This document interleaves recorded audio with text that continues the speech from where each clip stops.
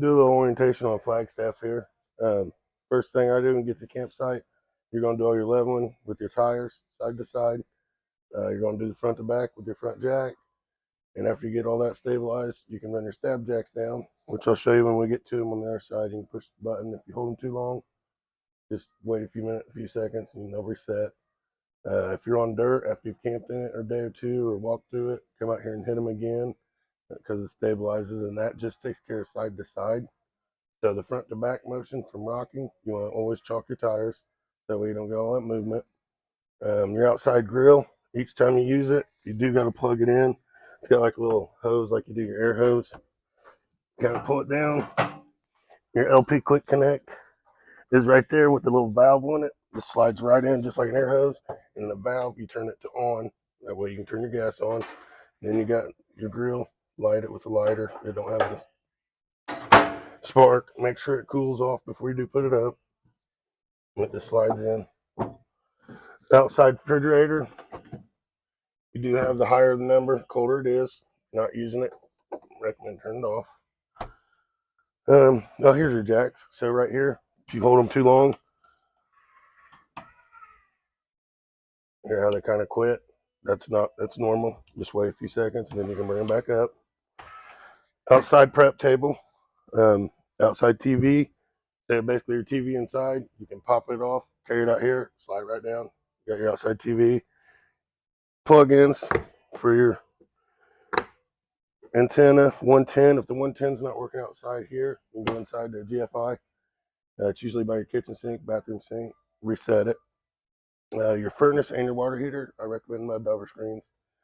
Especially having your water heater on this side, you got hornets, wasps, all kinds of stuff that'll get in here. With your water heater, it's electric and gas. You control it from inside.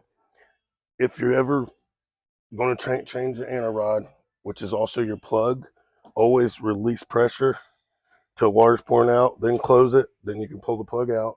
Then when you put the plug back in, you just hold this till turn your city water on, hold it till your water's flowing out of it, then close it. If you ever have a problem with gas or electric not working, you can do reset buttons right here, or make sure your gas is on.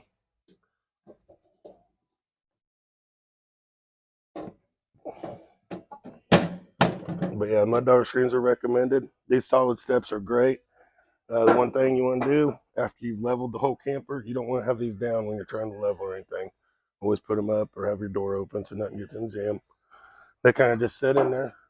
The nice thing about these, to adjust them, you just pull on them, or on the back here is a little button, and you can push to slide them in or out. And then when you're down, you always want to have right there at the threshold, you don't want a big gap to where it's setting up like that. Because what happens is when you go to shut your door, you're going to catch your door. You only got a little bit of clearance. You're going to bend your door there. Then when you shut your door, you won't have that smooth shut. So make sure you always have them right there on the threshold. Here's your front jacks. Same way with those, same as the rear. They kind of stop when they get all the way down. Table, bring out here and use, or you can use inside. Nice little pass-through storage. Solar panel, so if you're going on a long trip or something and you want extra juice for your batteries, you can set a solar panel out here pointing at the sun. Get in here, and this one actually has an inverter, so you can actually use 110, make coffee, toast, whatever you want to do. Turn a fan on. Your LP has an automatic switch over on the regulator. So even though if you've got both of them open, and even though this little nipple on here is pointing at this tank, if this one runs dry, it automatically switches over to this one. So you want to make sure to leave one of these closed and leave the other one open, and then just point the nipple at whichever one you're using. Don't point it in the middle. That don't do anything. Just point it whichever one you're using. Up and down, like I was telling you, that can level when you're at the campsite. A little light to hook on at night if you're wanting to. And then your light on the front here, your little cap light. You got a switch, a little docking light. And this doesn't have any batteries on it, but you can do a single battery, double battery, lithium batteries, whatever you want to do on the batteries. Fresh fill. So if you want to take water with you, some state parks don't offer water, or they'll just offer power. There's a drain up there, Valterra drain, white drain, open, close. Close it, stick your hose in here to run it till it's full. If you overfill it, make sure before you go driving that you go in there and turn the pump on and run at least a couple gallons out. So that way when you're driving down the road, it's not in this pickup tube just bouncing around. Keep you from ripping that off, so that way when you're going, and when it overfills, there is a filter or little holes right here where it'll flow out. That's how you know you overfilled it. This is a Swintech slide. So on the Swintech slides, the maintenance basically only thing you need to do is worry about your rubber seals on both of them. Some kind of UV rubber protectant. Spray them 3 or 4 times a year, up, down, across the top. Occasionally, once a year, I'd hit the bottom ones just from sun reflecting on them. But with it being a Swintech, anytime you're running it in or out, after it's all the way out, hold it for an extra 3 seconds. Just hold the button. 1, 2, 3, done. When it's all the way in, 1, 2, 3, done. You only have to do it on this one, the Swintech style. The dry bar style, you don't have, those just come in, they go clunk, clunk, clunk, and they go out, they go clunk, clunk, clunk. You do have to spray. There's these square tubes that have teeth on the bottom and a wheel at the back. If you ever hear any squeaky noise, use dry silicone, some kind of dry lube. Never use grease. You'll get rocks built up. It's horrible. Um, Anytime you run these slides in or out, make sure you leave the front door open. That way, when you're bringing these slides in, all that pressure has somewhere to go. But yeah, another little storage compartment behind where you sit. Um, you've got the 30 amp. This is the 30 amp plug. So right now, you go to a campground, you might want to get you a 50 amp to a 30 because some campgrounds offer 50. If you're at home and you want to plug it in, reduce down to 110. That's fine. Just don't run your air conditioner. Or not your microwave either. This is your city water hookup. You hook up for your city water. I recommend a 90 on it. Kind of run it down. That way it's not sticking out. Run your filter or your pressure regulator, all that at the campground spigot. That way all that weight's not hanging off this plastic here, and it's keeping your hose clean at the same time. If campground offers cable, you can hook up cable, or if you had satellite, you can hook up satellite here, set your antenna out here. To winterize it, cut you 3 or 4 feet off of a hose, screw it in here, put it down in the antifreeze. Go ahead and turn your pump on, go to all your spigots. There's videos on winterizing. You got your gray and your black tank. Your black tank is just your sewer hose or just your toilet. So with that, I recommend before you even start using this, run some water in there. Even if you have full hookup, make sure you keep it closed and use this as a holding tank. But run some water down in there before you use the toilet. That way there's something for your solids to land on. You want to use this as a holding tank because if you keep that open all the time, your liquid just flow out, your solids just pyramid up, and then you run the tank. If you're having bad smells, you can use chemicals. If you use the pods, they're great. Just cut them, throw them in there, and then throw the pods away because you'll start to get false readings, and you'll get upset with it. Whenever you're at the dump site, make sure you do your black first, and then pour your gray. Never do them both at the same time. Always do black first, then gray. Um, I do recommend surge protector on the 30 amp. That way, if anything happens, you're covered. A multi-use, not just a single use. The black tank flush. So on this one, pretty much what it'll do, it'll clean your sensors off and somewhat clean the tank out and makes it nice. What you'll do is you'll pull the black tank gate valve all the way open, hook water up to it, run it for 10, 15 minutes. Till you kind of see it's nice to get you a clear piece to go on the end. Kind of see it's clear going out.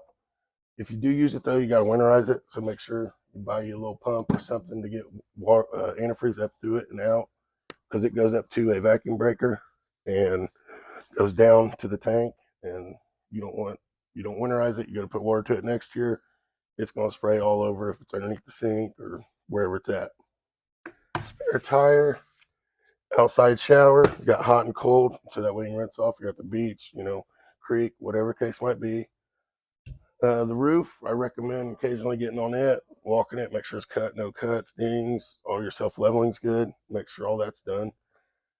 Same with your sidewalls. Do silicone, any kind of clear silicone. Add an extra grill if you want. And this has the squeeze it handles, so if you want to store your sewer hose in the bumper, you can. The awning is not out right now, but when it's out, you can adjust it where you can bring water this way, water that way, or more shade. Um, Heavy winds, heavy rains, leaving for the day, go ahead and make sure you put it up. It's electric, it's just push button. And on the outside, do have an option to add a camera if you want to add a camera. But as far as the outside goes, it's pretty much it that I can think of. You do have a tool in your front compartment where you can manually bring this slide in. You on your Swintech slide, you have to go to the board, and there's a video of how you can manually bring it in. And we're going in.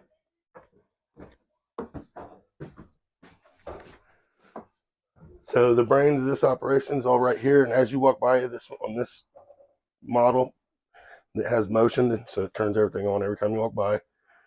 You can read your tanks right here. It goes 1/3, 2/3, and full. That's your fresh tank. Your black tank, like I said, is just your toilet. Does the same thing, 1/3, 2/3, and full. And then your gray tank. Your gray tank is going to be your kitchen sink, your bathroom sink, and your bathroom shower. You got your awning lights, which is an LED strip across the front. Step light, kind of night, helps you out. And then your interiors, then your bedroom. So you can turn everything off from here, unless it's on a push button or on a switch. Wi-Fi booster. So if you're at a campground, they offer Wi-Fi. You can turn the booster on. Water heater for gas. If you turn that on, and red light. Let's see, red light comes on below it, saying DSI fault. Either you didn't turn the LP on, or you're out of LP. And you can do electric. Do gas and electric both if you're doing showers. But if you're just going to be having just hot water, just do electric. Water pump, you can kick that on if you fill your fresh water, or if you're using winterized. And as you go to a spigot, it kicks on. Tank heaters or pads underneath the tanks, so when it's colder out, kind of keeps them warm. And then awning, retract, and extend. And pretty much when it's in, there's no locking mechanism, it's in. So that will be your dry bar slides, and then your Swintech. This is where I was telling you, once it's out, hold it 1, 2, 3, and then it's done. Your battery, you got a battery reader right here. It says charge, blah, blah, blah. This one actually is digital, so this is a better one to go by. And you can go by AC, change your to AGM to lithium, whichever batteries you're using. 110 off of GFI also. And you got your slide ups. They have on these, they also have the Type C and USB power, so you can charge your phones. And these are all push button lights on the fridge, 12-volt fridge. Turbo cooling, you really don't necessarily, pretty much right past cold will do the job on the freezer. The fridge, the higher the number, like this at 5, I'd recommend starting at 3. It depends on how you're getting in and out of it. You can bump up the number if you need to. To physically turn it off, just hold in on it until it shuts off. Because on a lot of these, if you just hold it for 10 seconds and let go, it shuts off. But when you shut the door and open it back up, it's back on. So just physically hold it. And you got your converter down here, which is an auto detect. So it'll, if you do throw lithium batteries on here, it'll automatically detect it. Your 110s, regular, just like your ones at home, one trips, just reset it. If any of these 15 amp blow, or this 20, a red light beside it will light up, letting you know that that fuse is bad. These 240s control that converter, which if you can hear that fan running, it's good. If you come in, you're plugged into the wall, and all the lights are dim, then I recommend starting by changing out those 40 amp fuses, because the red light won't light up beside them. And it's got a little clear screen so you can see. The stove, there's no gas in this one, but it's always clockwise with the igniter, and just turn it to high, hit your clicker. The oven, you push in, turn it over to the spark mode, and just hold it until you click the clicker until you I point the glass where I can see the flame back there, the thermocoupler, and you can see the spark. And then when it lights blue, and then once you finally light it, burn everything off. Turn your vent fan on because it's gonna burn all that acrylic off there. Then just make sure your top ones are cooled off before you close them. You got your little knife rack in the back. Thermostat runs heat and air. So if you're wanting heat or air, it's got quick cool on the AC. So if you want to open them up, a little louder, but it will do quick cool. The filters, I do recommend cleaning your filters, and that's just throw them in here, soap, water, clean them real quick, throw them out in the sun, let them dry, put them back in, because you want good airflow for an air conditioner. You don't want restrictions. Bathroom. So this is your GFI. So if any of the plugs that say GFCI aren't working, you come here and reset them. On your toilet, if you're not having water stay above your bowl, because you want that water to stay above so you don't get that smell, take you a glove and some Vaseline, rub around on it with the water off, and bring it in and out a few times. That should fix it. A hair dryer or heat gun, run that seal, get it hot. You can bring it back that way. The shower has the shower miser. So basically, if you're turning on hot water and you're not wanting to waste your water, you can flip it to where water goes back to your fresh tank if you're off-grid camping. If not, it's just like a regular shower. You do have an on-off on the shower head, so that way you can get yourself soaked down, kick it off. The water's going to stay at the same temperature, and your water heater's gaining back temperature. And then you can soap, shampoo, get all that on, and then click it back on, rinse off. Save water and not filling up your gray tank too. Always make sure your C-lock is snapped, not just folded. You don't want those to bust. Vent fan in the bathroom has a nice one. You got your fireplace. So on a 40-degree night, instead of wasting your LP, turn this thing on. Maybe get you a fan to circulate some air. But that'll keep this place a decent temperature so you're not freezing and wasting your LP. In your bedroom, you've got a light switch right beside the bed where you can turn the lights off in the bedroom. You've got USB and Type-C on both sides of the bed. We got 110 also on both sides. That way you got power in there. The amount of TV in there, it's got where you can run 12 volt or 110 TV, and there's a backer in here. And then you got where you can do satellite or cable or just off the antenna. Both TVs in this model, well, have the option 12 volt, but that one is 12 volt, but it's also your radio. So I don't have the controller on me, but you can control your radio from here and your TV. Every campground you go to, you're going to go to channel search and try to find channels, free channels. It's got a good antenna on it. This booster's on all the time, or no, it's got a switch. There's a little switch back there with a green light on it. As long as it's on, you're good to go. I'd leave it on all the time. Don't pull much 12 volt. And then you just go to channel search and search for channels. Always make sure your fire extinguisher, check it. On this model, it's got the green, so it's good. A lot of them's push button, where you just push it, and if it don't pop up, I mean, it's bad. That standard microwave. Pretty much it on this unit. Theater seating's nice. Right in front of the TV, makes it nice.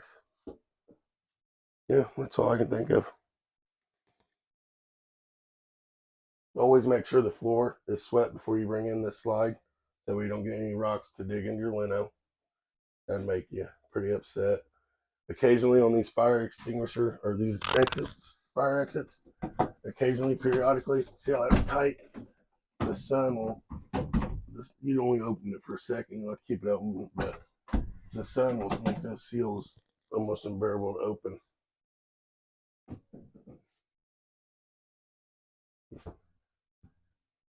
That's it.